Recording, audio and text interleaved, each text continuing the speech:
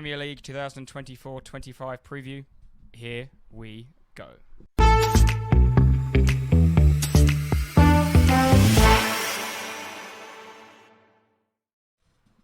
Evening, Tate. Evening, Jack. You all right?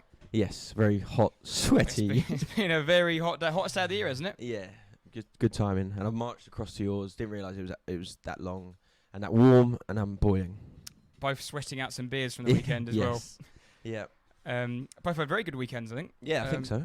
Yeah, obviously the Sundown, and then you went to a nice music festival yesterday. And then Sundown Saturday at the Theobalds, and then Sunday yesterday at Finsbury Park. Bit of music. It was very, very good. Yeah. And then I spent today at work, but over the weekend in Eindhoven. Yes.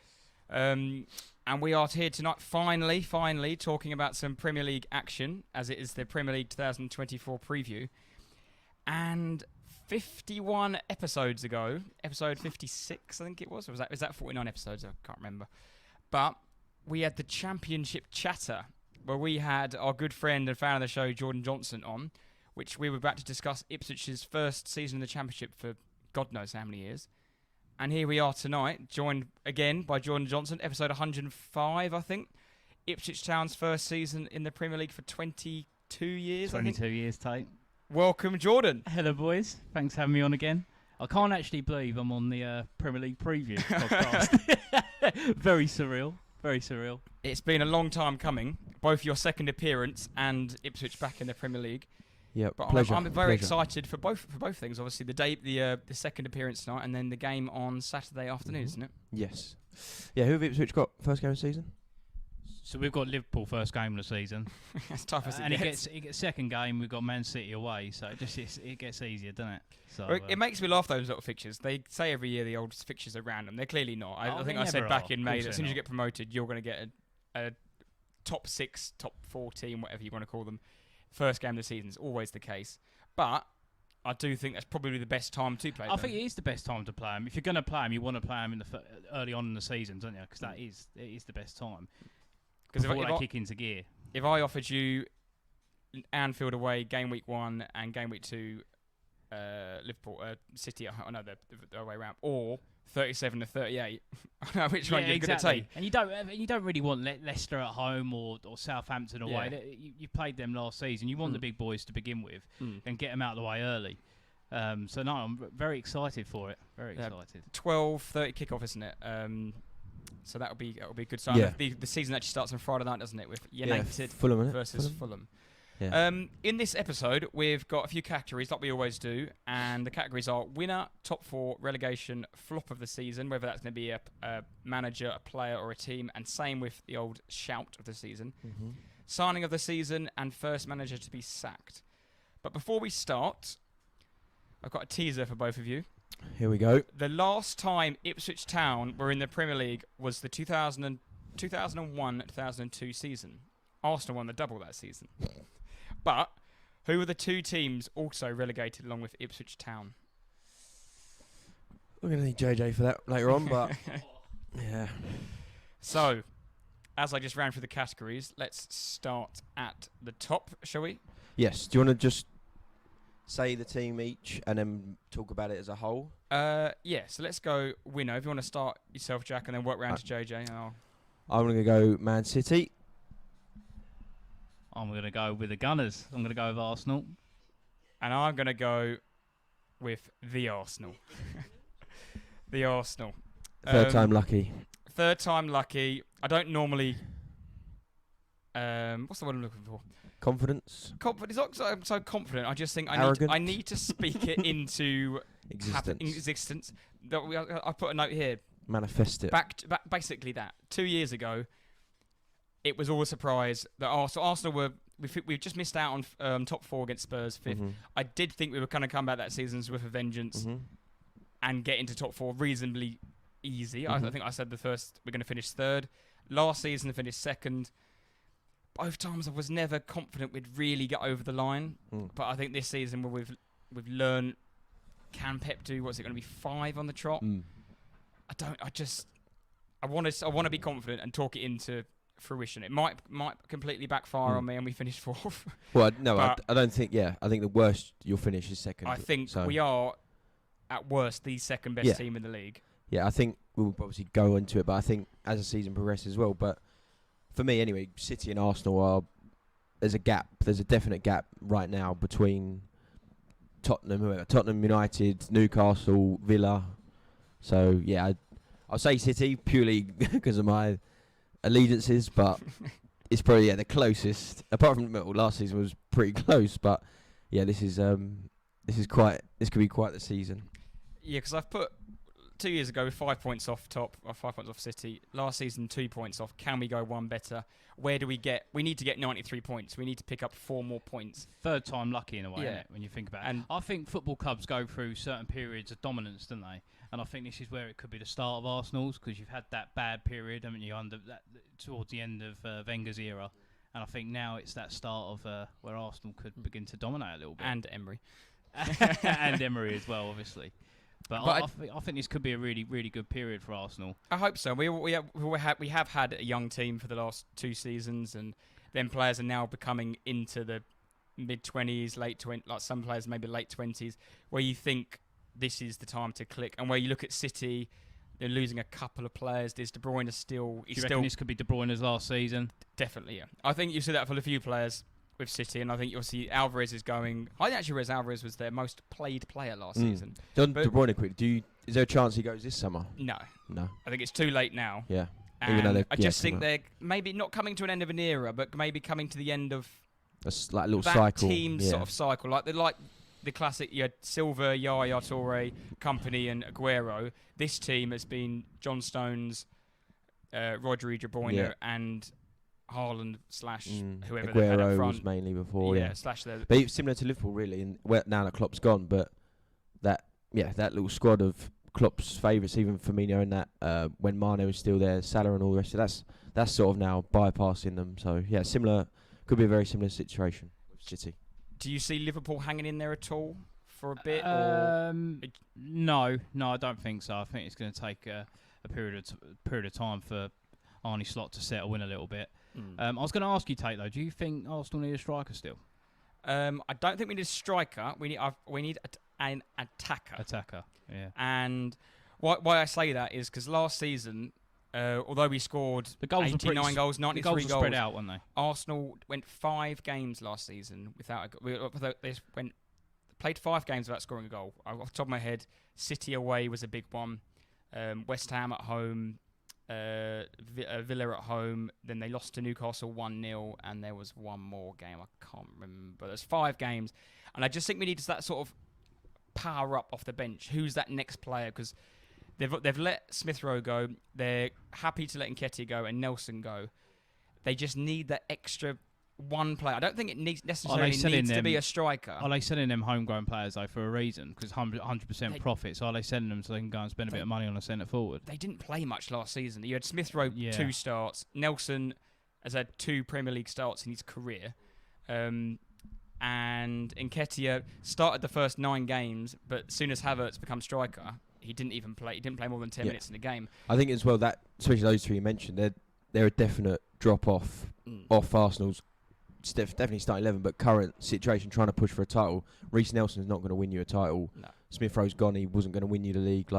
Nketiah could be involved in a squad scoring goals, but he's not going to be the game changer, is he? But what they need is another, because that £35 million, that 35 goal a season striker just isn't out there. And no, the only one who has them is City with Haaland. Yeah. That player is not available. But it's not Osimhen. It's not Gyökeres, whoever these. It's not these players. They need another player, a bit like a Jota or a Trossard, I think, that can maybe play all 3 positions across the front and can give someone like Saka a break. Or because when he's like, I got my perfect example is when we sort of hit the wall last season, tiny bit, was against Bayern Munich when they shut down our right hand side, and everyone knows if everyone doubles up on Saka.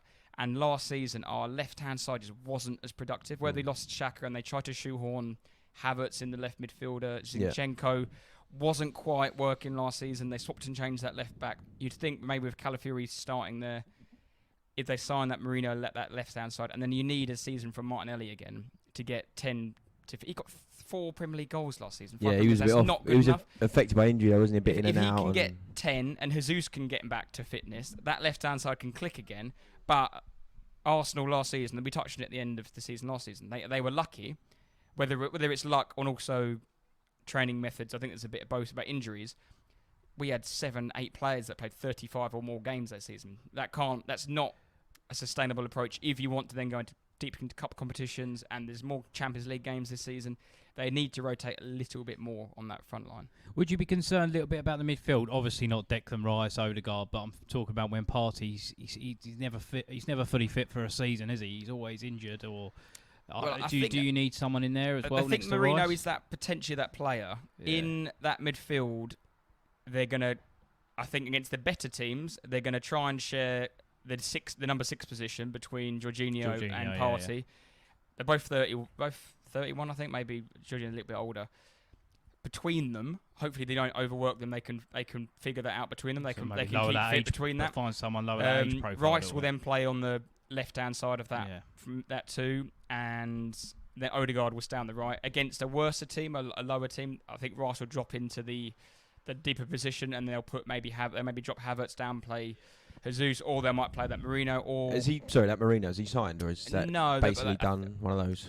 I don't know, but he's the only midfielder we're linked with. Yeah. So I imagine. And like you said, you'd hope he come in to be a better option and player than a Partey who's a bit inconsistent in terms of reliability. Not sure if he's going to be fit. He's a very good player on his day, but that's one of those classic. On his day, he's fantastic. But when you just can't wait on that day, you need people then and then. They're there and now. So. They're slightly different positions where I think Partey would be more deeper. Marino, I don't think it necessarily play at that base in the midfield. I think it'd play a bit higher up.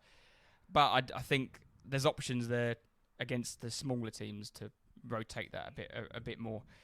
Yeah, because we've obviously signed Calafiori. I don't know much about him. I've never seen him play 90 minutes of my life. No, so just I see his can't say much beautiful on face on Twitter every 10 minutes. But I do think there needs to be a midfield addition, and ideally, if it could only make one, an attacker.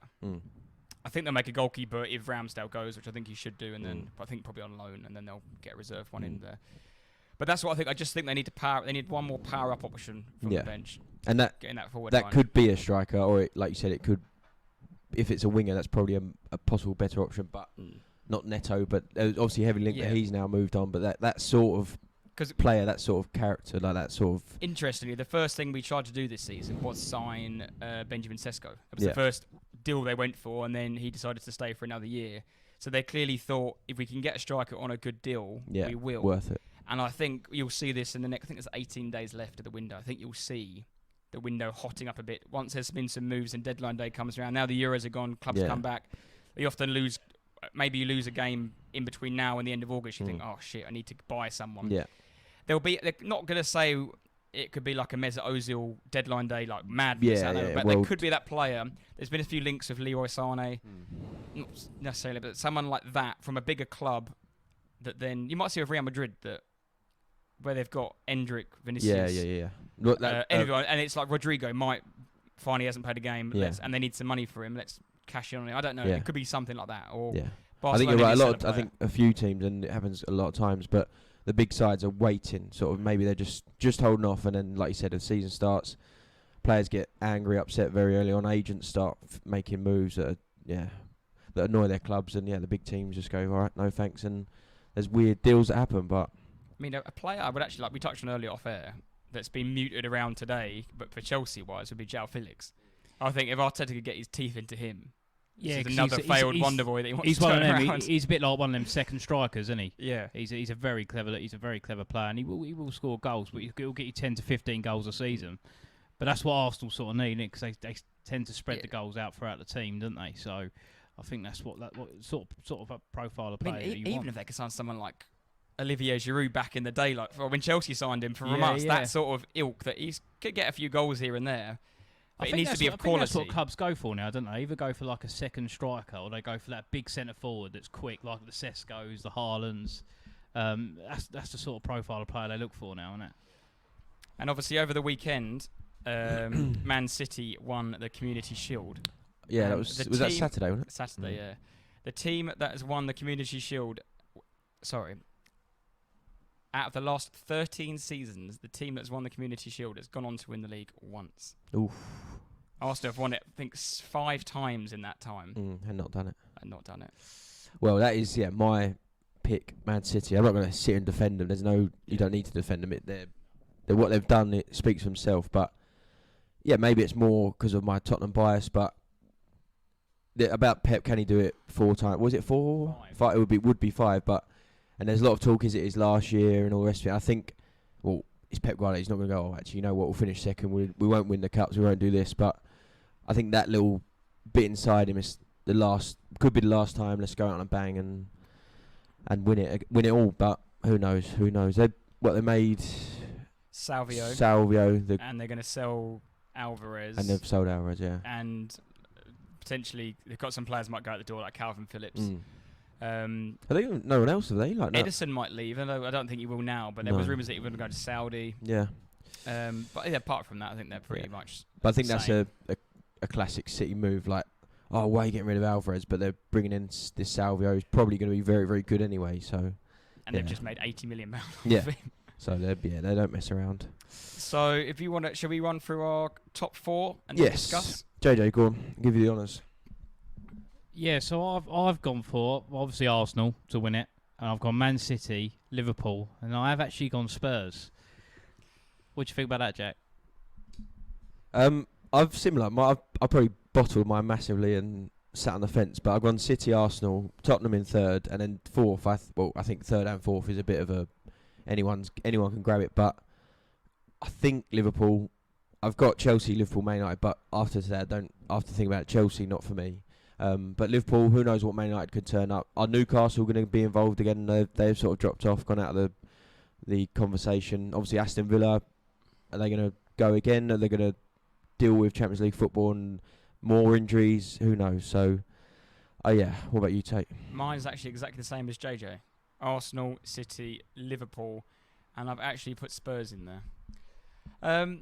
Just because I actually think we don't know what Liverpool's going to turn up. No, I think that's the thing. But I do think you could probably throw a blanket over Liverpool, Chelsea, and Man United because I think they've all got good players, and they can have on their day they can be very good, but also they have a tendency.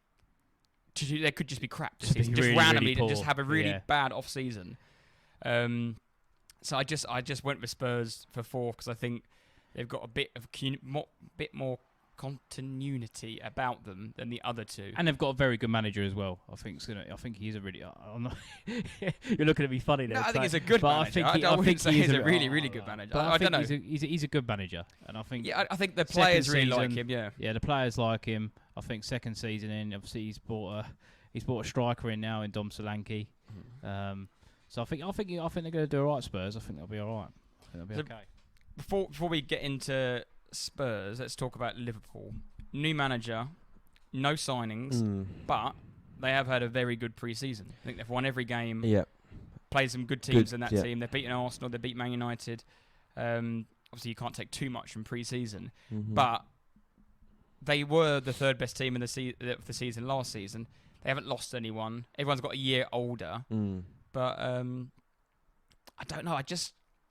It's weird. I was chatting to the boys on the weekend about it. How much one manager makes a difference, like Klopp. Yeah, I think has that sort of hold over Liverpool. Yeah, it's that Klopp factor, isn't it? He's Scouse, isn't he? Basically, he's not German. He's Scouse. It's like if Pep had left this summer, would your top 2 be different? Would you think that would sway your mind a lot more? I think so because I think you'd see a few of the players move on as well. Yeah. Maybe De Bruyne go actually sod this, and I don't know, John Stones or Carl Walker, like Edison might be moving on. But yeah, Liverpool, like you sort of mentioned earlier, JJ, and Tate really, but about Man United and Chelsea, you can sort of throw a blanket on them. Liverpool, you can do that now, I think, because of that change in manager is could be such a huge negative, or the other way. We really don't know, do we? So. Because I'm not too sure how they're going to play. Apparently, they've been playing a bit more possession, a bit slower, but they have got very good players, and I'm sure they'll be absolutely fine. For me, in my opinion, I still think they are the 3rd best team. Do you know what worries me about Liverpool? The back 4. I think you got him Van Dijk. He didn't look very good in the Euros, did he? I know it's a different team. It's different playing for your country, but he's getting on a bit now. You got Andy Robertson. He's getting on a bit now. Yeah, he had a lot of injuries last season. And you know my thoughts on Trent. Yeah. So, but no, I honestly believe that's where they probably need to sort of invest in the back 4 because that would concern me if I was Arne Slot. Because you think Trent there's his contract talks up in the air whether he's going to sign, whether he's not. I think this will be a crucial 6 months for him. I think he might have his head turned and want to go to Real Madrid. Why not? Try something new. If Slot doesn't work out, then let's go to Real Madrid. He's seen his mate Bellingham do it and look at the thing. And he'll be attacked a lot less at Real Madrid. Yeah. And we don't know about how Slot plays, do we? So Klopp was trying to change the side a little bit, let Trent move on and do play in different areas of the pitch, and Arne Slot might revert back to a standard back four. Really play him centre mid. Yeah. So, yeah, we shall see. Yeah, I still think Liverpool were just the best of the rest in that situation. And I actually think a lot of it depends on whether Núñez is going to explode or not. Because Núñez, as we've seen him now for 2 seasons, is he just not ever going to get that clinical edge? Is he just going to be Mr. Erratic, like we've seen throughout? Or is he going to, maybe use the word mature, but just relax in front of goal? He's got everything to be a good player, hasn't he? He's quick, he's strong, but he just can't hit a barn door, can he? We've all seen his miss highlights on Twitter, and you think, if they all go in, which realistically they should, that's 20 goals there. But what a player he could be. If he could finish, what a player he could be. And he could be the difference as well. If you put him 25 goals in there, with Salah's... He, like you said earlier, there's not that striker, but Núñez could just piece a little bit together and get 20 goals quite comfortably because you've got Salah near and they've still got very, very good players. But I'm not sure. I just don't know about Liverpool's squad as a whole. Like you said, the defence is with injuries. Robertson was affected last season. Will he come back stronger?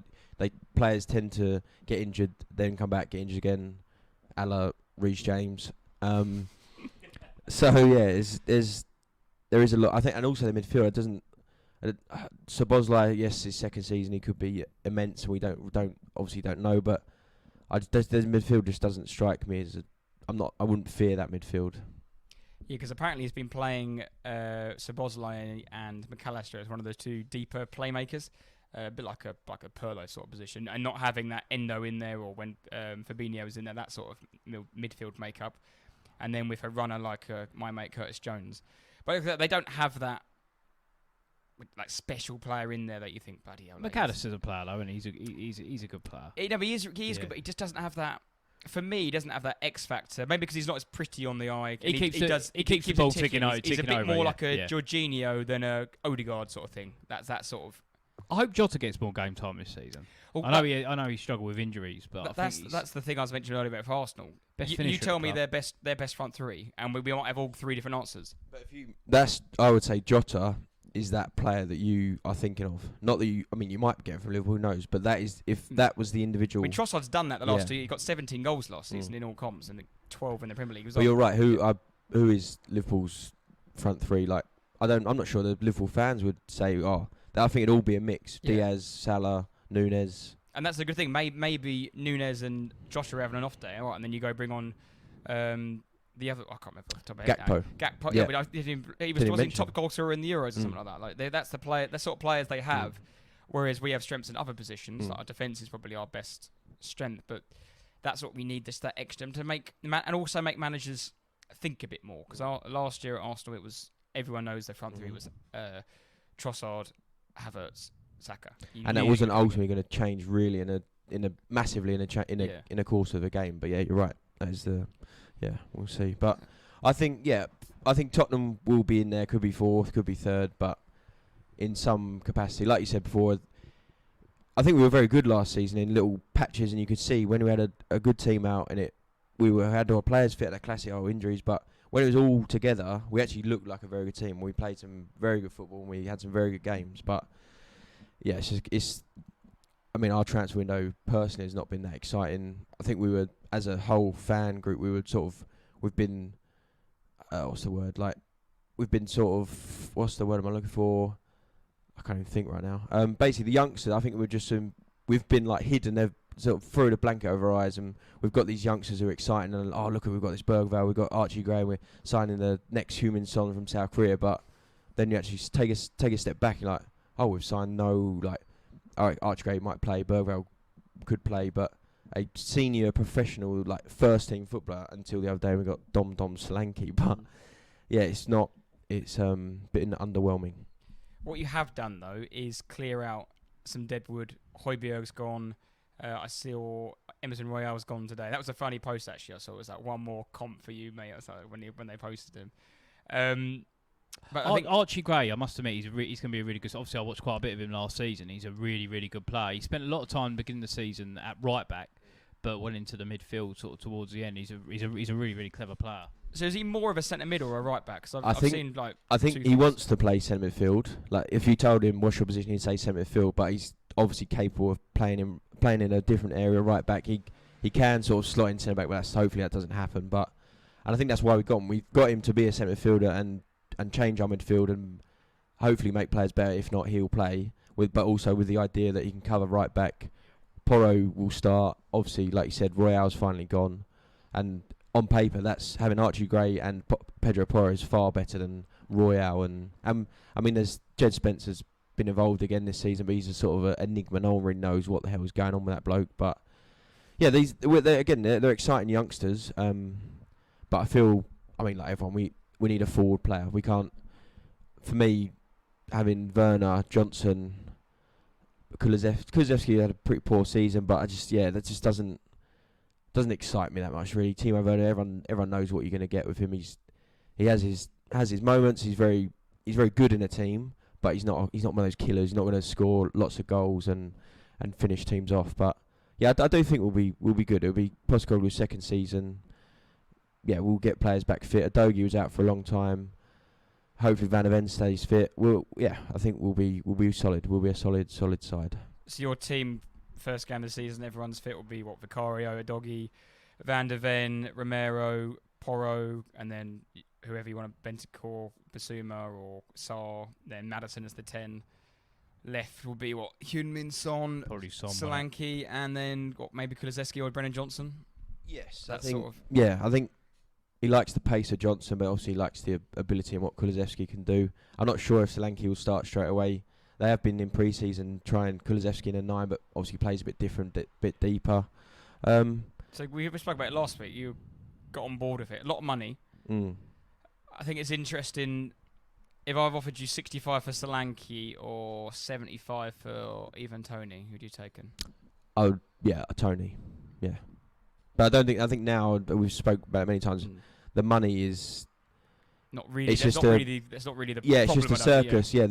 Like Solanke could have been £2 or 55, 60 mil, and it's just the way football's gone. It's awful, and I think he knows that he's not worth 55 million, whatever it is, but.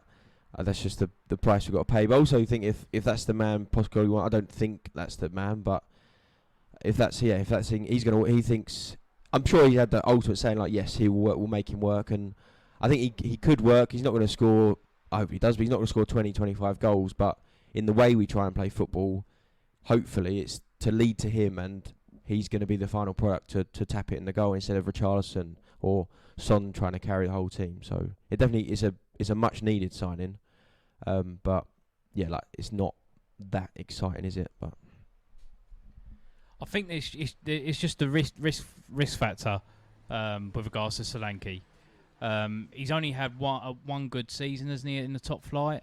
That would be of a bit of concern. But I think with Solanke, if it does work out, you've got that sell-on value because he's still at a decent age, whereas Ivan Toney, and that's why I don't think any club's gone in for him yet, a top club, because you don't have the sell-on value anymore. So.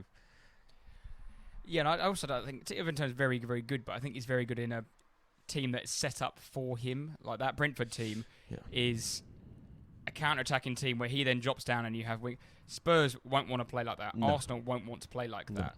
He's not got the best first touch in the world. He's not the sort of intricate player. He's a bit of a bulldozer that suits a lower league team. I mean, he's still a very good player and you saw what he can do for an England team, but he was used as that, oh crap, we need a goal. Like, let's launch it up there. And that's a hell of a lot of money to spend on that sort of player. Yeah, for a target. Whereas I think Solanke is probably a prettier player on the eye. He's got probably a bit more about him.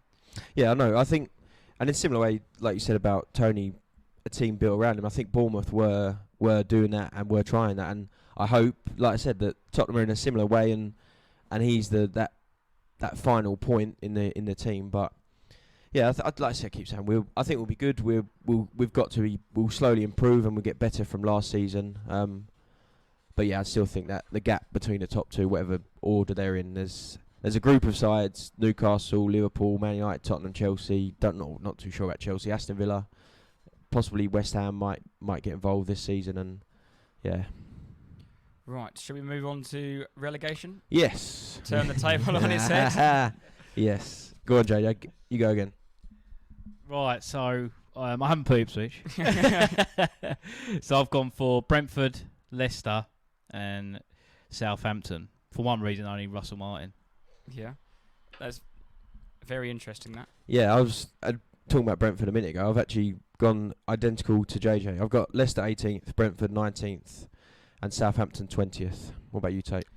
So, I have gone Leicester, Southampton, and Nottingham Forest. Oh, yeah. Well, yeah, definitely the thoughts. So, the top on terms of, I'm going to go from favourites to go down to.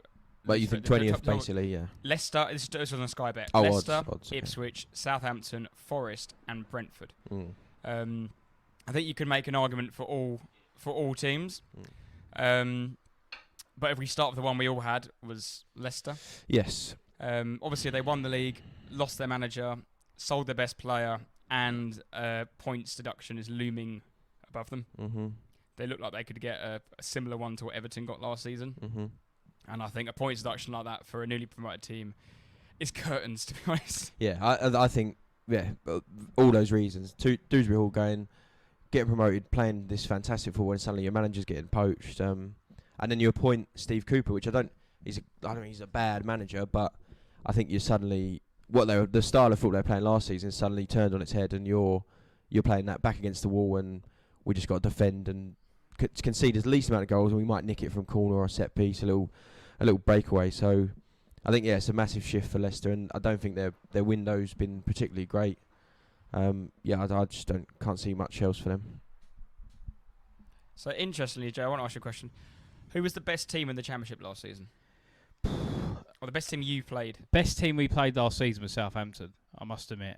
I hate Russell Martin. I think he's a bit of an arrogant sob, but I must admit they played some really, really good football. Really good football. They had Flynn Downs in midfield, who they've signed permanently now. I think he's a real top player. And they had goals in the team as well. Obviously, they had Shay Adams. He's gone now, but they had Adam Armstrong. Adam Armstrong's one of them players who reminds me a bit like, you remember David Nugent? He's just not good enough for the proper Championship striker. Yeah, proper Championship striker, but probably just not good enough for the Prem. Leicester for me, like you just said, Tate. They've lost their manager. They've sold their best player. And obviously they could have a points deduction as well. That'd be a massive concern for me. And I don't think the atmosphere was great last season. I think it was pretty. Yeah, I don't think the fans were too happy, to be honest. Funny you say that, because on the I'm only taking this from what I watched on the overlap thing, and that Leicester City fan, he wasn't too fussed that Maresco left. And yes, I think he said that they've got better chance of standing up with Steve Cooper than they have Maresco. And Alex said it wasn't. Leicester should have walked that league, and they actually made a bit of a pig's ear of it in the end. I think you probably should finish a point behind them, but at some stage I think they were 11 clear of third, and they should have gone on and just beaten Burnley's total from 2 seasons ago and been the best ever Premier League Championship team. But they just sort of stumbled over the line, and like I said, doesn't all seem singing and dancing at Leicester. And can you imagine, obviously, as an Ipswich fan, if you'd gone into this season losing your best player and your manager, which could have maybe not losing the best player, but the manager was nearly there. That was definitely being spoke about. And also Leicester, from their side 2 seasons ago when they got relegated, they've actually got very much a lot of the same squad. That Wout face to the centre back, Patson Daka, Jamie Vardy, Ndidi and Samara in the middle, Ricardo Pereira, and even the goalkeeper situation. Tate, Danny Ward. They still got Danny Ward and Daniel Iverson, and they've that classic with experience of relegation, and it's odd. You can't be. And Patson Daka, so I've got here as well, played 53 times in the Prem from 21 to 2023 and scored 9 goals. And we're aware of Vardy's ability to score goals, but I think, what is he, 37, 38 years old now, and I think he played 35 times in the Championship last season and only started 18 times and played more than 80 minutes in 9 of those games. So he's not capable of playing a full season. And that's absolutely fine. You're I think 37, 38 years old. You're a man that has relied on his pace and his pure hard work, and I just can't see where they're scoring many goals from at all. And like you said earlier, Southampton, they've got a young team and a young manager. Are their owners going to panic? And I think they could potentially panic if they lose. If they lose their first 10 games, I think they could panic. They're the sort of club I see out of between. Leicester have already got, I'm not going to say an experienced manager, but they've got a relegation caliber manager. Ipswich, I don't think will, whatever happens, will get rid of McKenna. And Southampton, I can see them being the ones that, not going to say David Moyes or an Allardyce, but that's the team that can panic and go for one of those quickly. Agreed. Yeah. I just find it, sorry, touch on, we've all picked Brentford, but why have we all picked Brentford? Well, I've gone from, because we were talking about earlier about Arsenal and football cycles. Do you think the cycle's probably ending for Brentford now, and like that period's sort of coming to an end because they've sort of deteriorated over the last couple of seasons? Last season they just sort of lost their. That was the old classic. Oh, it's a hard place to go, Brentford. A lot of teams went there and won. And well, it was like the Friday night Carragher Neville party house, wasn't it? They absolutely loved. They loved the GTEC Community Stadium. I mean, they did miss Tony for 6 months, and then my mate Brian Mbembo was out for perhaps 2.5, 3 months. I don't think they'll go down. I picked Forest instead of them. If they can keep hold of Tony and Mbembo, which looks like, I think there's 3 worse clubs. That they have goals. They might not have the best of it. They can score goals. They will score goals at some stage. So they might get you 10 each. And Leicester, Southampton, Forest, whoever. I think Brentford. I've sort of thought about them and then dug a little bit deeper and sort of come up with basically a conspiracy theory that I think it's a lot to do with Ivan Toney. That the start of this year or long periods of this last season and even this summer, there's lots of talk. Is he going? Is he doing this and all that? So.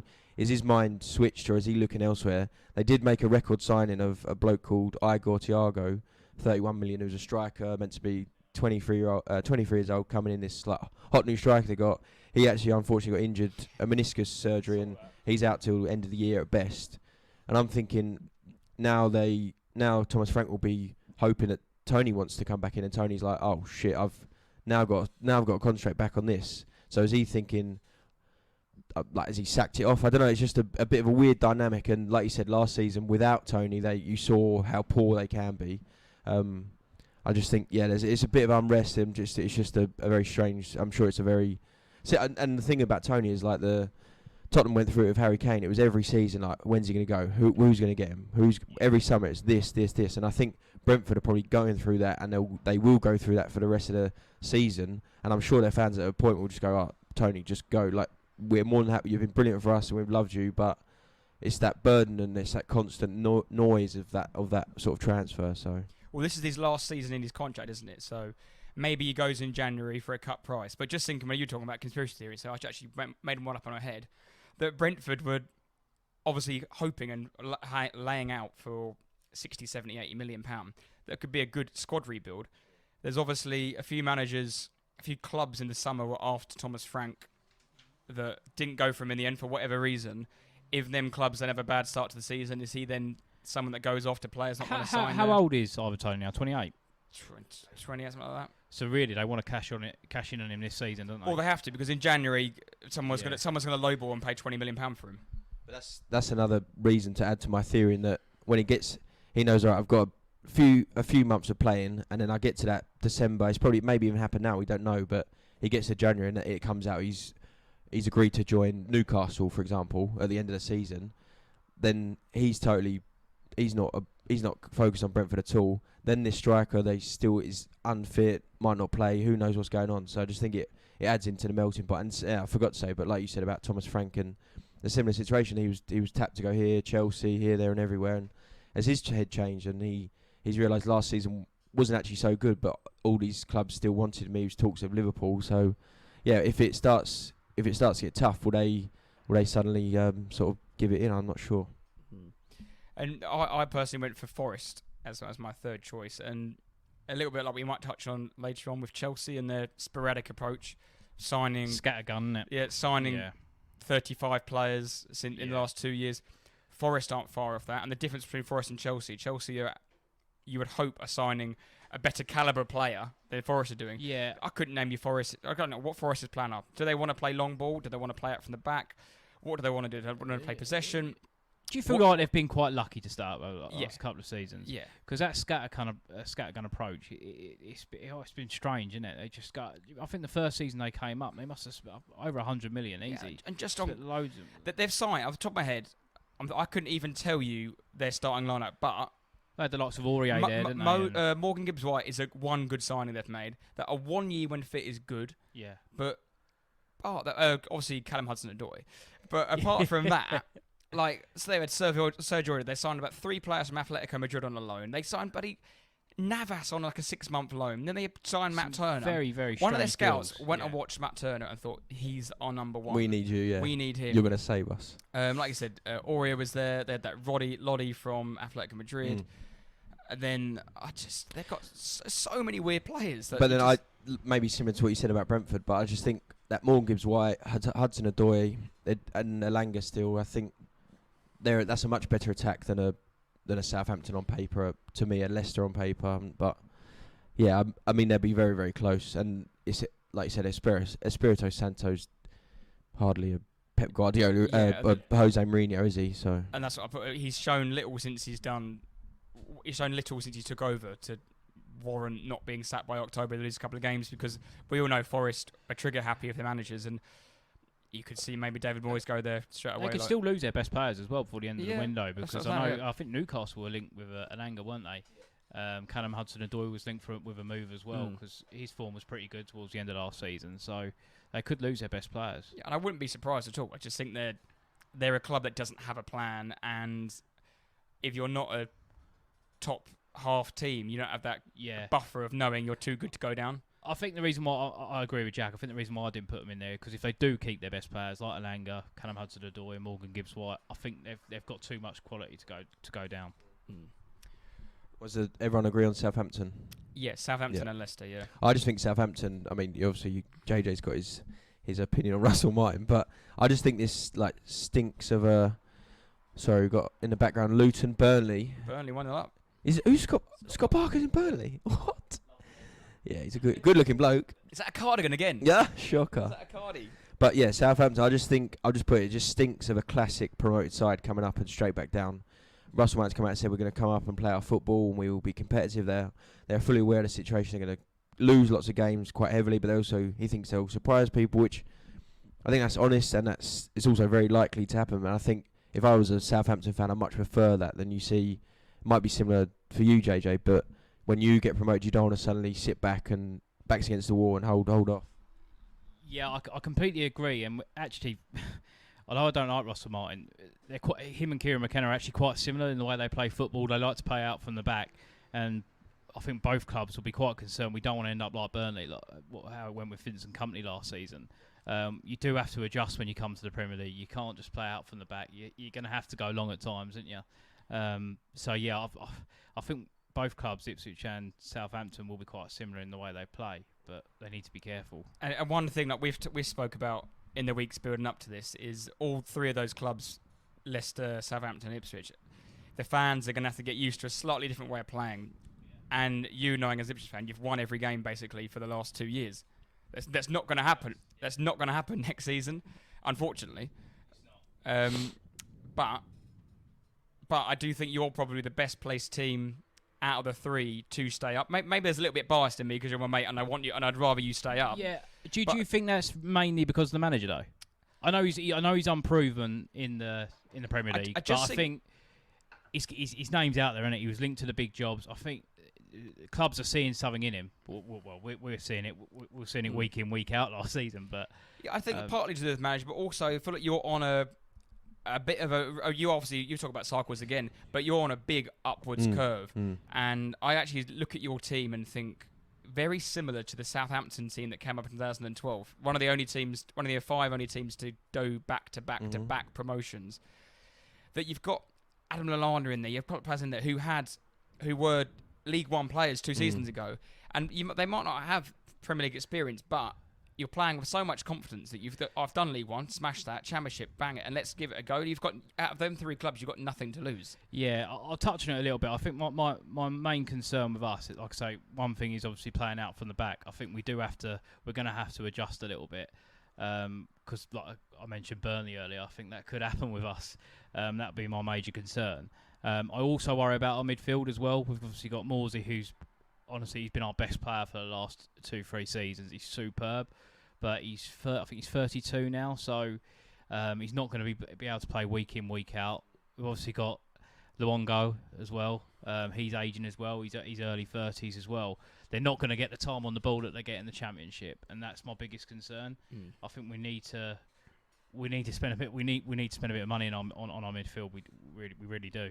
Well, maybe them links to Calvin Phillips today that came out. But I think like you said about adapting as well, that the players know, the manager will know straight away even, but they need to adapt their game as best they can and possibly play a slightly different way. But when the opportunity's there against they consider themselves equal sides in a home game, maybe away games, and they sort of go for it and they go back to what has worked incredibly well for the last 2 seasons. But yeah, I'm going to save my opinion or what I would like to say about Ipswich for later on. But so yeah, I think Southampton, Brentford, and Leicester for me and JJ, and you've got Southampton, Forest, Leicester, and Forest. Yeah.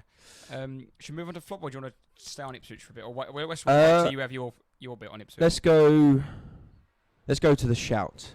Shout? Then we can carry on talking about Ipswich. Okay. Do you want to? So yeah, as I've basically given it away, but yeah, I just think my shout. We're allowed a team player or manager, or obviously a bit of a mix. But yeah, when you say a team, it's sort of a lot down to the manager. But yeah, I'm going to go Ipswich and Kieran McKenna.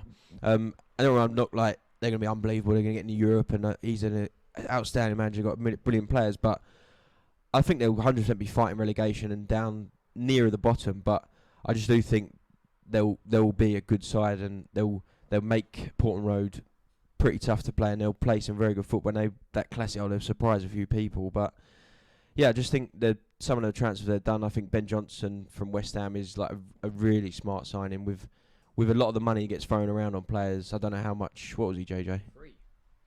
He was on a free. Yeah, he was on a free. I think you're right, Joe. I think Kieran McKenna is going to be a shout of the season, because if Ipswich comes 17th, his stock's going to be so high, isn't it? Yeah, and that's I've got here about him. But like I said, I don't think they'll be high flying. But they have a fresh manager. They have a coach that started at Tottenham, Manchester United, and sort of been around some big clubs, but with also some very good managers above him, and they've been promoted, but not with a Neil Warnock, or a Steve Bruce, with Sol Bamba and Paddy Kenny in goal still. Like, they've come up with a fresh manager. They've got the club, I think, like Tate said earlier, is on a upward trajectory where they've been thinking that maybe when they're in League One that we want to get to the top, and Ed Sheeran's involved. There's other money involved. That sounds ridiculous, but they've done little bits. It's eyes on it. People with big eyes are on Ipswich. Yeah, people taking notice of the club now, aren't they? That's the thing. I know it's a bit funny having Ed Sheeran involved, but people do take note of that, and it's great. It's great for the club. He was one of the first people to bring eyes back to Ipswich, because I remember how many years ago did he take over the shirt sponsor? And I think you said it yourself. Once he did that, the shirt sales shirt sales went sky high. So, mind you, I just bought my daughter a kit this week. It cost me 60 quid. So I was getting petrol. I was getting petrol about a week ago, and I looked across and I saw this blue shirt with the Premier League badge. I was like, Everton, and I was like, nah, it's Ipswich. And I thought that is, for being an Ipswich fan, to have the Premier League badge on the shirt must be so cool. And like I saw a couple of Villa fans at the airport, and they've all got the Champions League badge on there. That must be like a real proud moment for it definitely is, and I must admit they're all coming out of the closet now, because you see loads of Ipswich fans like where I live, and even in Chelmsford. It's unreal. You just see loads of them now. And you are one of them.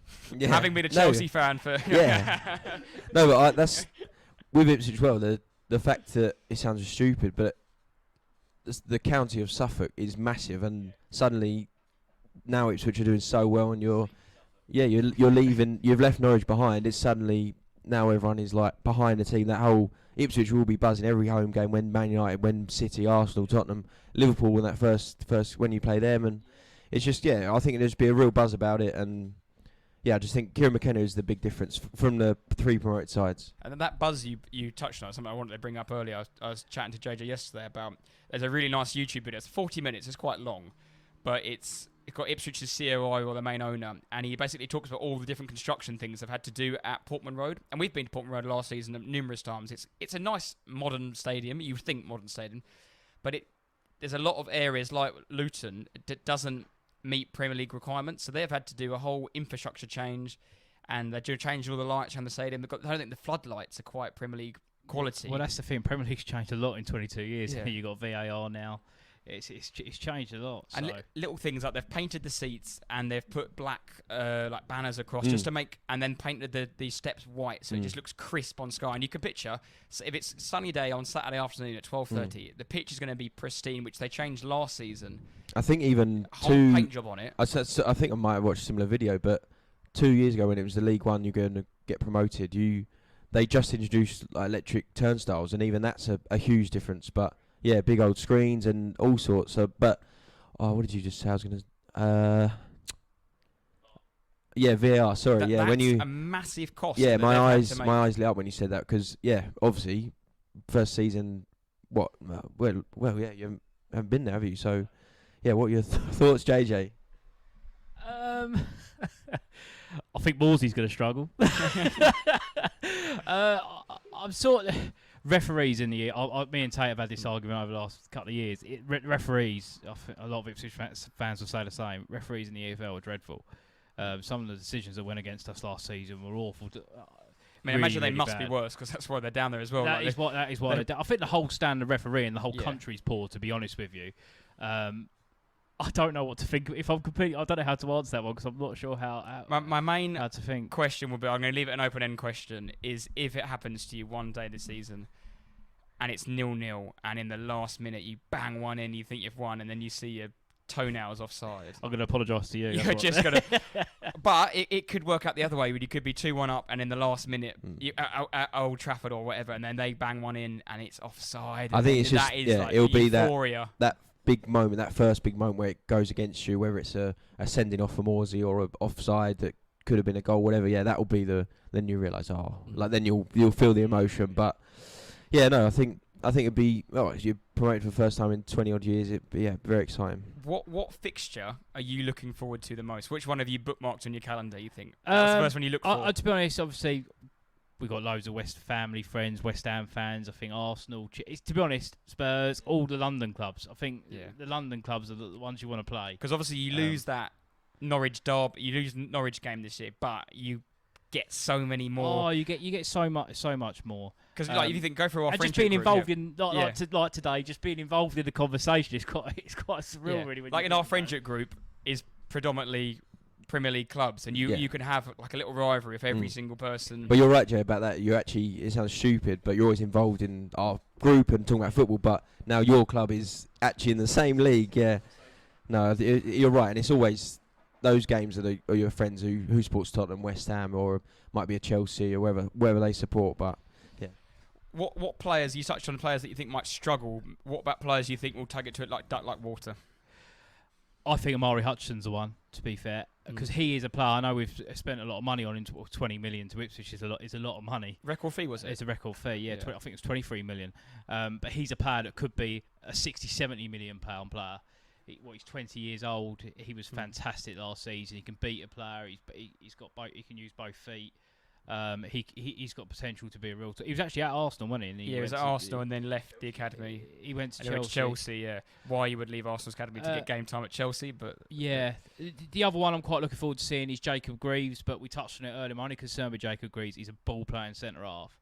Same with the keeper we've bought as well, Muric. I think will he go straight in to be number one? Yeah, he'll go straight in to be number one. He's a ball-playing goalkeeper. Do you think you needed a goalkeeper? Draw the strikers on, then play a little. Did you think you needed a goalkeeper? Between the lines. We had to, because Haladki's gone now. He wasn't released. We couldn't. He couldn't agree terms on a new contract. So he's actually. Funny enough, he's gone to Burnley. Haladki. Has he? Yeah. Well, Muric is played in Premier League City for a little bit, wasn't he? All I could picture him last season was the Howlers. The Howler against Brighton, Everton as well. It was. Yeah. Which is scary, but I do remember seeing online that a lot of people were giving Trafford a lot of stick, and I'm like, let's bring Muric in because he was Championship goalkeeper of the season back 2 seasons ago. So, yeah, you never know, yeah. But also, it's sort of similar how the promoted sides. It's always the conversation, but how they deal with the parachute payments and coming up and do, like you said, they do go scattergun and just go yep. Everyone have 10, 15 players. Or I think Ipswich have, again, it's on paper. It might be in a few weeks thinking what a load of rubbish, but I think you're going about it quite a sensible way in that you're sort of cherry picking the very, very good players from the Championship. You've got in Ben Johnson. You might bring in a Calvin Phillips to sort of bolster that as well. You've got an exciting youngster in Amari Hutchinson that obviously enjoys it at Portland Road. So I think that's a good way to go about it. I think Amari Hutchinson will sort of take over from Connor Chaplin. No, I don't think probably Connor Chaplin he's been brilliant for us, by the way, over the last 2 seasons, but I don't think he's going to be good enough for the Premier League. So I think Amari Hutchinson will sort of take over his role. But the thing is, for Chaplin, he scored a lot of goals. So I'm a little bit worried where the goals are going to come from, because I've put down here on my notes that George Hurst is injured. He's just done his knee, and so he's having surgery. He's going to be out for 8 weeks. So that's a bit of concern for me. And I think that's why we're trying to get hold of Sammy Schmodix, because I don't know if you saw, he's a good. He finds space. He's a brilliant finisher. Yeah, could he step up? I don't know. It's a strange one. Yeah, I don't know if he can step. I haven't seen him enough, but it's also like you're talking about strikers. You obviously let who's the big tall Welsh guy called Keith Moore go, and he's gone to Sheffield United, and he's a proper, like we said earlier, proper Championship striker. He knows his level.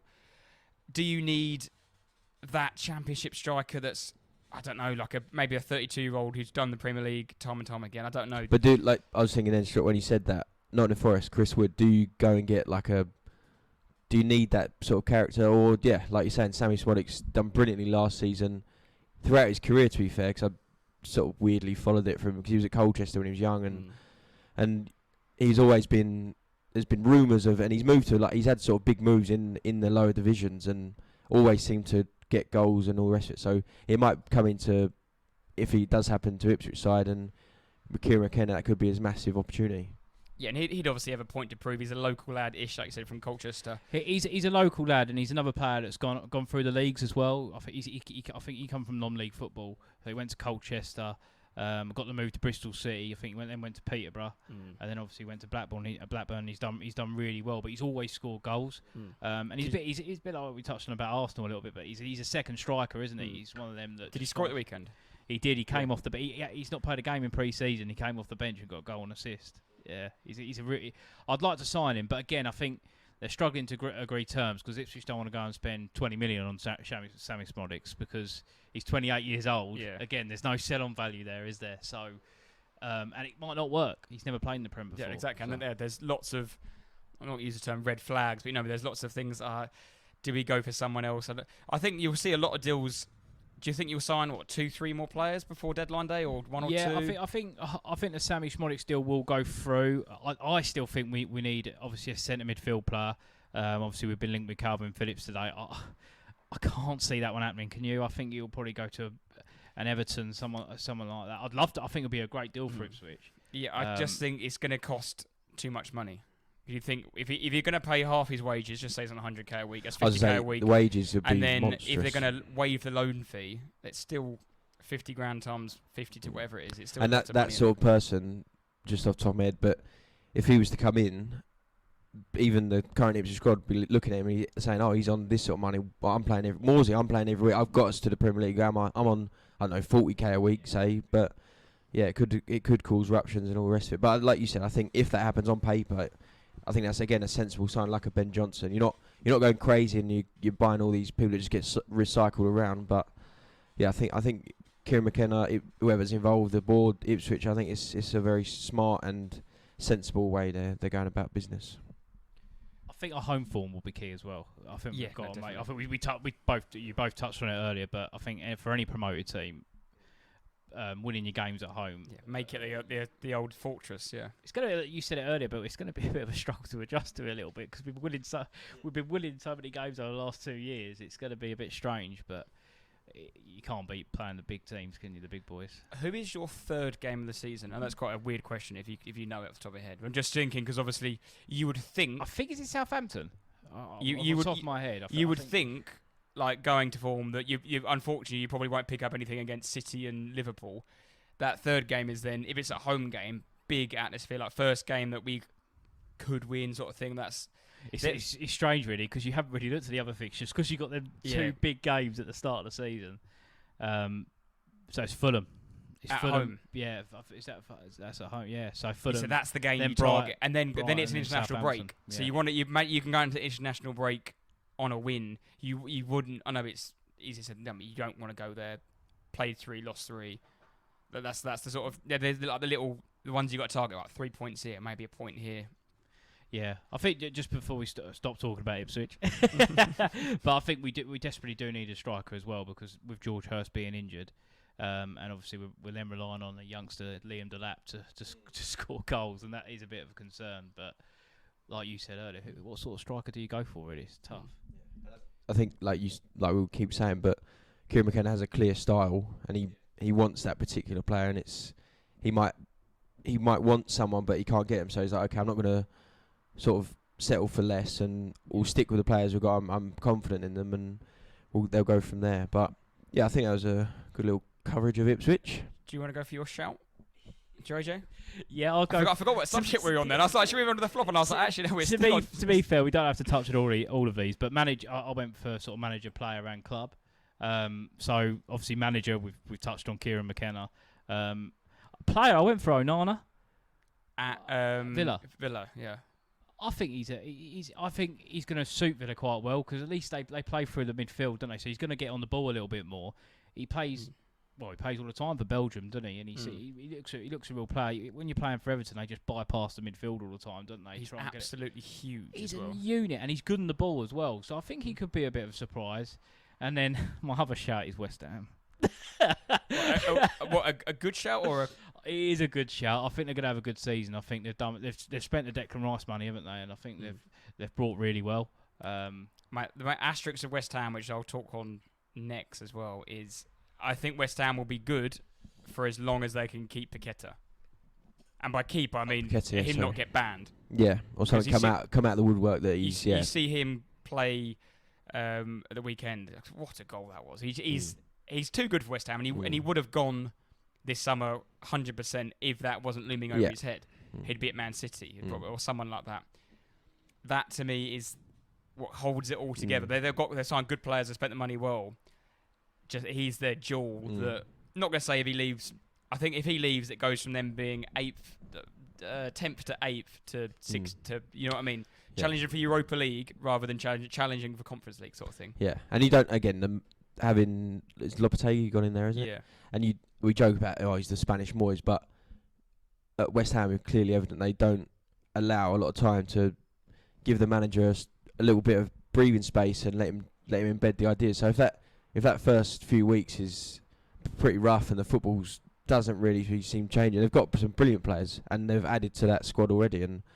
But yeah, if they play that similar fashion, it could get quite nasty over there. But yeah, I would think they'll be firmly in the top half. Yeah, because they've signed Somerville, Falkirk, Max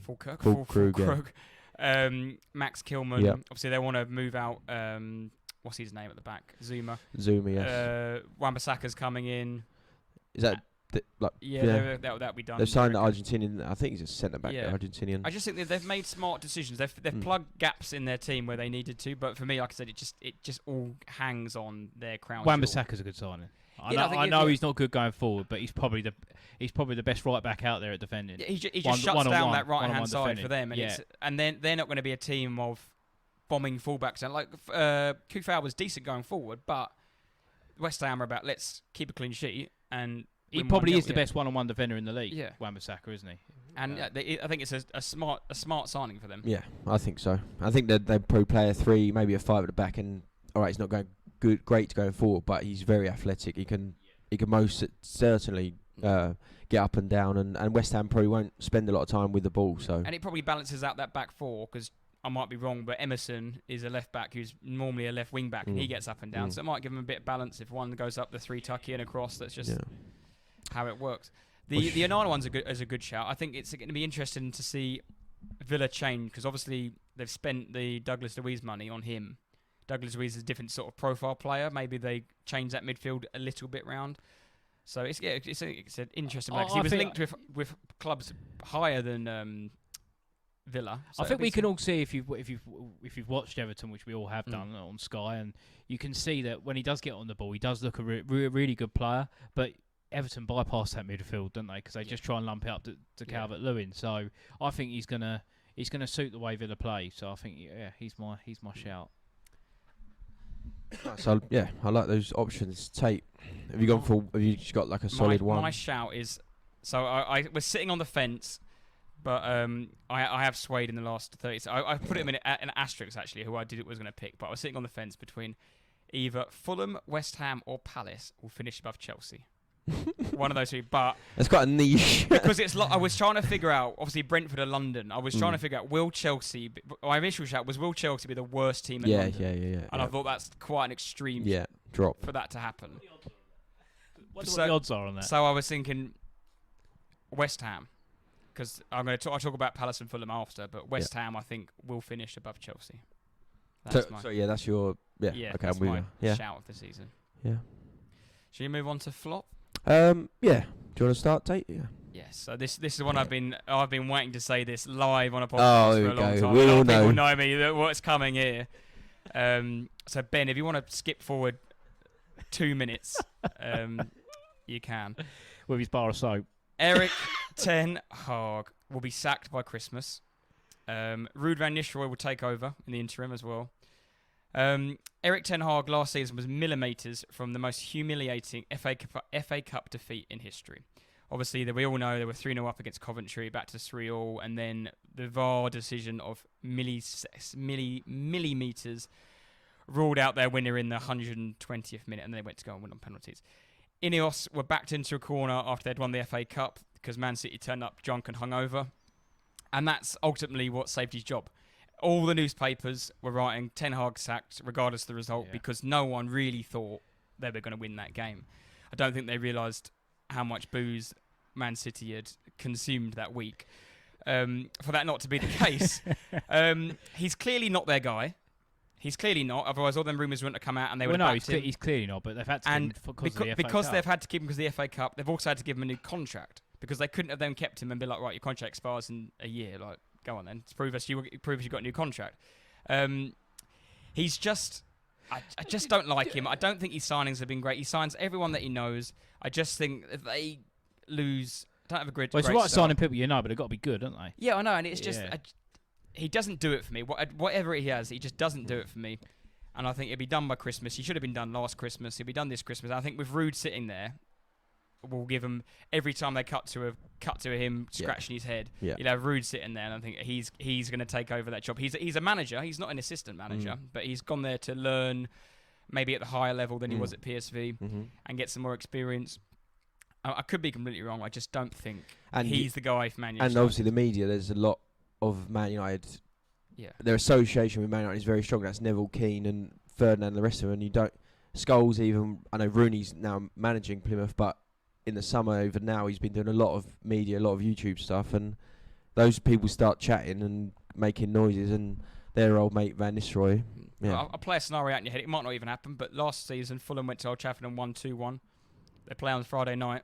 If that doesn't go Man United's way, you know Carragher will be loving it down on the touchline, and then it all comes to a big head. And that's how it happened. Do you remember 2 seasons ago when they lost, was it the first 2 games, and then... Don't you find it strange, though, how the fans still back Ten Hag, though? Even that we touched on Ben, but if you talk to Ben, he still backs Ten Hag. The reason, because I think, and I spoke to Ben at length about it, is because who else? No one else. Obviously, the room about McKenna, maybe that's a bit too early, but do they want Poch? He doesn't set the light right for me anymore. And do they want Thomas Tuchel? No. And who else do they get? And the Ruud thing sitting there for me, speaking to Ben at the weekend, his mind did change a little bit. He was like, I can see Ruud it sounds there. good, yeah. He sounds a bit better. Like, that's the sort of... They don't want Thomas Tuchel being Chelsea manager, and you know what Thomas Tuchel's going to be. They've given it for 2-3 years, and he'll go somewhere. And I think else. that's a large part to do it. Obviously, since Ferguson, you can go all the way back to them. But I think Man United fans, in particular, the match-going fans, the ones that are hugely dedicated to it, they're very they have a lot of pride, and they want to back a single man. They don't want to keep chopping and changing. So yeah, they don't want a Rangnick coming in for a little bit and then someone else. They've got Ten Hag. He done very well at Ajax. And they're saying, right, he's our man. We're going to support him and go for it. But yeah, I think your conspiracy theory, if you like, Ruud, maybe he's a little plot job, Ruud van I Nistelrooy. just see. I think it's worked out really nicely. Now McLaren's gone to Jamaica. That he just sort of sits in there nicely, waits till it all goes down, and he gets that sort of free pass, a bit like Ollie did, because it's not his fault, it's not his team.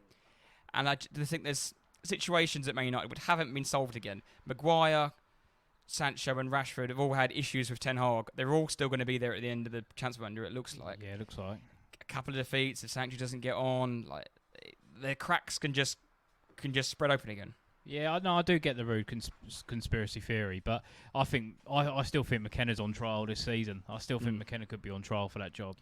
If Ipswich comes 17th, he keeps them up, his stock's going to be so high, and I think that is the job that he'd want. Over Chelsea, yeah, because over Chelsea, yeah. I'm sure he's a Man United supporter, so that is the job that he would want, 100%. What about your guys' flops, Judges? Jojo, start with your flop. Yes, yeah. Just have to look through my notes quickly, but I'm going to upset you, Jack. I have actually put Dom Solanke as one of my flops. I just worry about that one. We touched on it earlier. I just think it's a risk, isn't it? He's had one good season in the top flight. He scored a few goals at the championship that one season, but it is a risk. I think personally, I would have gone for Ivan Toney. I just think he's probably the better player, more suited to the way you play as well. But no, it'll be interesting. I hope he does well. I don't want him to be poor, but no, that's absolutely fair. I'm like I said earlier, it's not like, oh my god, we got Dom Solanke, but yeah, it's a very. We've all said tonight. Tate said he wants a forward of some description. I've said we've needed a striker. You said you need a striker. So every club always wants that number 9 with goals. So no, that's absolutely fair enough. Yeah. Do you think, just quick on Dom Solanke? I think it's probably now he's at Spurs. Do you think his opportunities at England now open up? Yeah, definitely. And with the situation of our strikers, by the next tournament, obviously Kane will be a little bit older. Yeah, might be 33. Tony could be 30. Might be a very different style of player. Ivan Toney, we're not sure what's going on with the situation. Yeah, there's definitely opportunities to get in the England squad, and I think Dom Solanke probably. I don't want to say this, but for him, Chelsea was probably too much, too quickly. Liverpool, it just wasn't really there. But I think that stature of Liverpool is far too big for Dom Solanke. So coming at Tottenham, where the expectations will be much higher than Bournemouth, but we wouldn't expect the world from him. So yeah, with a manager that seems to be a good character like Postecoglou with certain players and individuals, so I think it could be quite a good match. But yeah, we shall see. No, I think it's a good fit, personally. Yeah. I'm going to go to my flop. Gone a bit rogue. I've gone Brighton this season. Last season, their first season in European football, De Zerbi was crucial to continuing their improvement, and he's obviously moved on to Marseille. And last year, within their league performance, they had lots of dull little games and dips in performance, and that's largely down to the Thursday, Sunday, which happens obviously in Europe. And we've been accustomed to that Brighton side that are very good, pushing for sort of that 7th, 8th position like they did. But I think, this one could be a considerably disappointing one. That they brought in I think it's the youngest manager ever, is it? Or he's in his 20s, isn't he? Yeah, he's something ridiculous. I think a lot of their squad is obviously older than him. And we don't know a lot about him. He was at Fabian Hertzler, was promoted with St. Pauli last season. He was doing lots of good things at St. Pauli, and I think Brighton do a lot of the data-driven recruitment and on paper and numbers and all the rest of it, and the style of play. He looks very good, but again, I think that's a huge risk in that signing that manager at that age. And I think that last season was so good from such a high that I think this season it just might be a bit of a drop, a huge disappointment. So I don't think they won't be relegated, but I think it could be quite a poor season for them. A lot more mid-table. Do you expect them to be than they're normally 8th, aren't they? That's sort of 8th, 6th, 7th. I think we've sort of mentioned it about a couple of other clubs already, like Brentford. But do you think it's like coming at the end of the cycle again? Yeah, definitely. I think that's a very good point. Is that they were with Potter and they carried on that system, and this guy might be the same way. They just keep plucking away and somehow they keep pulling out the bag. And I think they've got a youngster from Newcastle. I can't remember his name, but I think Newcastle are quite disappointed they've got rid of him, but Brighton have got him, and he's meant to be a very good player. So I don't know, but I mean, I know very little about their transfers, ins and outs, but I just don't know. It could be that one step too far in following that same trend, and yeah, I don't know, just point I want to make on transfers. Correct me if I'm wrong. Reminds me a little bit of the Southampton time. This summer, no big boy have come in and picked one of their players, have they? No. Whereas since they've been up, it's been a Ben White, it's been a Trossard, it's been a Basuma. Yeah, it was Matoma though, wasn't it? For a good couple of seasons, he was the next one to go, but he's still knocking around. No one's gone for Ferguson yet, have they? So it's like there is a reason they didn't. That shows they didn't have the best of seasons last season. That there wasn't an outstanding player there. That one of the top six thought, right, let's lump him 60. Casado, I forgot about him. Yeah. The most expensive one. Yeah. Like no one's thought, let's go lump £100 million on one of their players. Yeah. And on the manager they've chosen and the way they do it, it's, a lot of clubs are doing it now. Tottenham are doing it. Brentford have done it for a while, but that all the data and all numbers go out the window when you go into Goodison Park and you're playing against Sean Dyche 4-4-2 and it's the ball's in your box constantly. And all right, his style of play he wants for Brighton, he might want to do this and that, but yeah, it's similar for Ipswich and all the promoted sides, but in the game, in the moment, it's 0-0. It's tough. It's aggressive. It's like the ball's flying around up in the air all over the place. So yeah, the data and what the style of play then is it changes very quickly. No, very good, very good. Should we move on to our signing of the summer? Do you want me to start? So I've gone sort of sat on the fence of two. My first one that I'm going to back, because my next one has got an asterisk next to it, is Takashi Kamada. The sign for Crystal Palace from Lazio, I think, or maybe... was he at Frankfurt? Frankfurt, yeah. That's where most people know him from, and that's where he's actually an Arsenal cult hero from, because he did score the 2 goals in the Europa League that ended Unai Emery's reign. He's just a good, sort of like I use the term like 9.5, 10. Like we talk about another second striker. Second striker, yeah. That I think Palace, he could get the goals for Palace that they might lose with Elise. He's a good runner from the edge of the box. I've always quite liked him. He's like... I don't think he's quite good enough for a top 6 team, but I think he's a great signing for them. On a free as well. Back with Glasner as well that he's played with at Frankfurt. I remember watching. He's a clever player, isn't he? He's a good little player, and I think he scored a couple of goals in pre-season. I think he could easily get double figures in the season, and be a Palace. I hope they're on an upward streak. I quite like Palace. He's been around for a while though, hasn't he? I think he's 27, 28. He's still quite young. Yeah, I just think he's a good addition on a free transfer. Yeah. No. And to caveat that, I've then gone for Emile Smith-Rowe with asterisks. The asterisk is if he plays 30 plus Premier League games this season, £35 million will be an absolute steal. But that is the asterisk. Whether or not he can play 30 plus games this season, because if he does, he'll score 10, 12, 13, 14 goals for them. And probably create a lot more for them. Yeah, and he'll be a really good signing, but that's the one thing that's held him back his last 2 seasons at Arsenal, where he snagged I can't remember. Basically, hasn't projected up. Yeah, stagnated. That's the word I'm looking for. And it's a shame, but having watched him the few times I watched him last season when he actually played, he didn't look himself. He didn't look fit. And maybe he can get fit over pre-season. Maybe he gets fit from playing 10, 15 games. But we'll see. But if he does stay fit, I think he could be an absolutely fantastic signing for them. Yeah, JJ, signing the summer. I found this one quite tough, because I don't think there hasn't been too many big summer signings, has there really so far? But I went with a player that obviously I watched a lot of him last season, and I think he's really going to make the step up this year, and that's Somerville at West Ham. I know you're probably a bit concerned about that one. Probably think, he's a bit of a risk. He's definitely a risk signing, but he's another really good player. Like a bit of an old school winger, likes to go and beat a man, but he's also a goal scorer as well. Scores a lot of goals from cutting in onto his right foot. Putting the ball in the bottom corner. He's a really good player. I think he could make the step up. And again, he's a bit like when we talked about Amari Hutchinson. He's got that. He's still young. I think he's only 22, 23. So he's got that set-on value as well. Championship Player of the Year was he last year? He was, and he could be a £78 million player in 2 years' time. They've got a fun front four. If you think about it, we've got Kudos, Paqueta, Bowen, obviously Somerville, and then they've got the big lump up front in full crew. Yeah. Mine is a bit rogue, but I've gone Ben Brereton Diaz. He signed for Southampton. Has he? I knew he was rumoured to. And I know I said earlier about Southampton, I think they'll struggle, and I think they'll finish bottom. Let me just go to my notes. But I'm quite of that weird feeling about Brereton Diaz.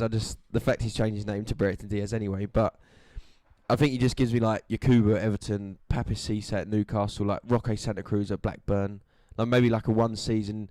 He was in an awful Sheffield United side last season. Played 14 times and scored 6. So in a disgraceful of a Premier League side. They, like you said, Armstrong is not that great. They've got rid of some other players, so I think he might just be that sort of player. He might score 12 to 15 goals for them, and they still might struggle. But I just think he has something about him. I don't know. I just have a little feeling about him. Yeah, that's a really good show. I didn't realise that it started. I knew he was going to leave Sheffield United. Yeah, no. Or is he gone straight from Villarreal? Was he on loan? I don't know actually. I'm not sure, to be honest. I just assumed maybe from Sheffield United, but yeah, you might be right. It might be Villarreal, but yeah, I think he's shrewd bit of business. Yeah, I think that's so. What I'd use. Yeah, that's what I think. Southampton's business has been quite rash there. I think they've got Lallana and they've signed a few youngsters that aren't going to even play. But that sort of, if I was Ipswich and you signed Brereton Diaz, I'd be buzzing. No, we were linked with him as well, weren't we? And I must admit, he would be perfect for us. He's that big centre forward, but he's also quick, can run in behind, play out wide as well. He's that profile, and I think that is a really good shout, actually, that one. I haven't thought of that, Jack.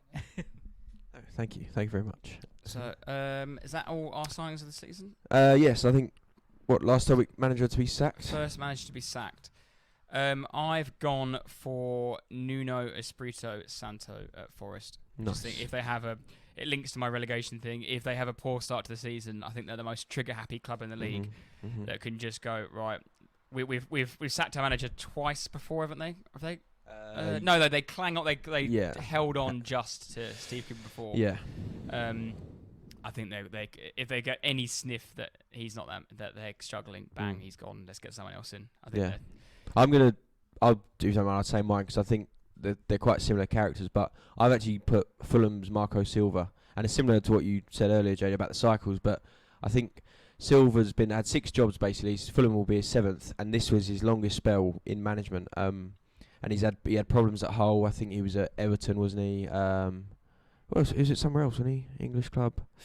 Not sure, but I think he's just that bit of a character that there's always something going wrong. There's always something.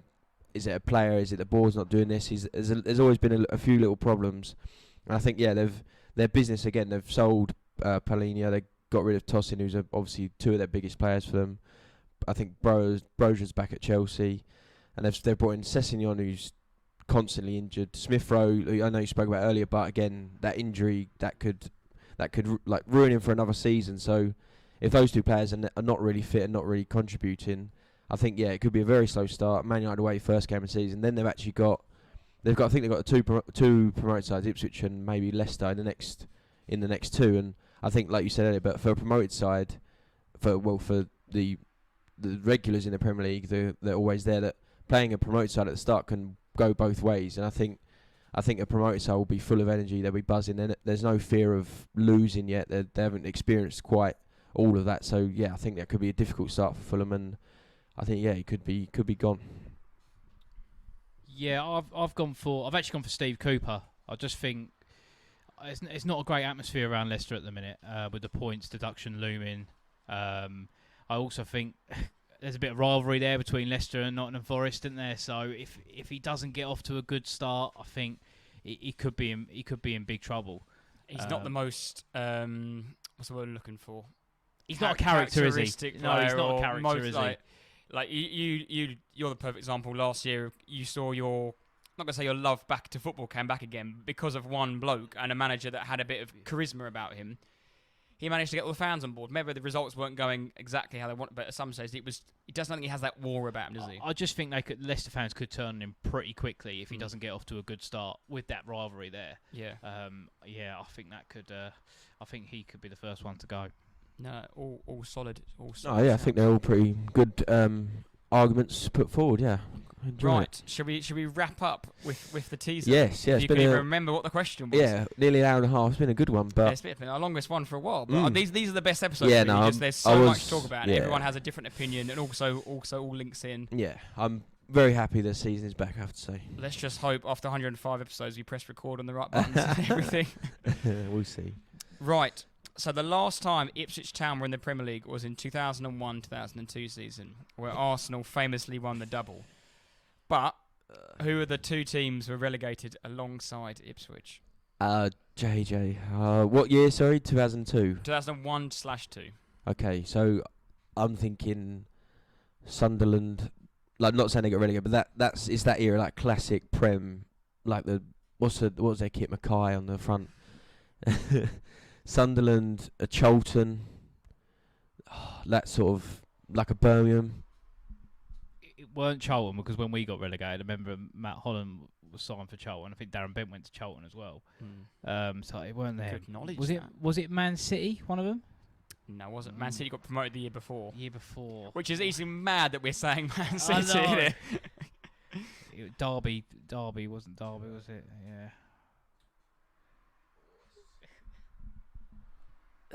Is it a Southampton? Were they knocking around then? With a Gordon Strachan, and they were just in the rain at St Mary's? I'm going to go Southampton. It's not Southampton. Okay, I'm going to go for my gut. I'd say my first thought, Sunderland. Sunderland was 17th. Oh. There's been a name dotted around that you said that... Who do you say? You haven't locked him in, though. I said Birmingham. He's... JJ's mouth. I think JJ knows who it is. Okay. One of them is Derby, then. 19th is Derby. Who came last? So Ipswich 18th, not that it really Ipswich matters. 18th. So 17th, Sunderland, Ipswich, Derby, and then who came rock bottom? 2002, that's so rogue. Was it like a...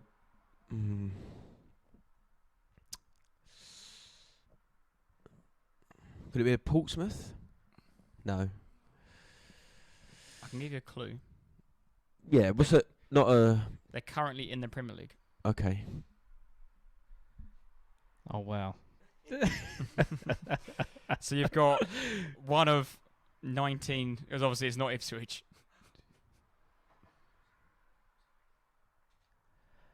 I'll let you say it, Jack. Was it Leicester? Leicester City. Yeah. 20th.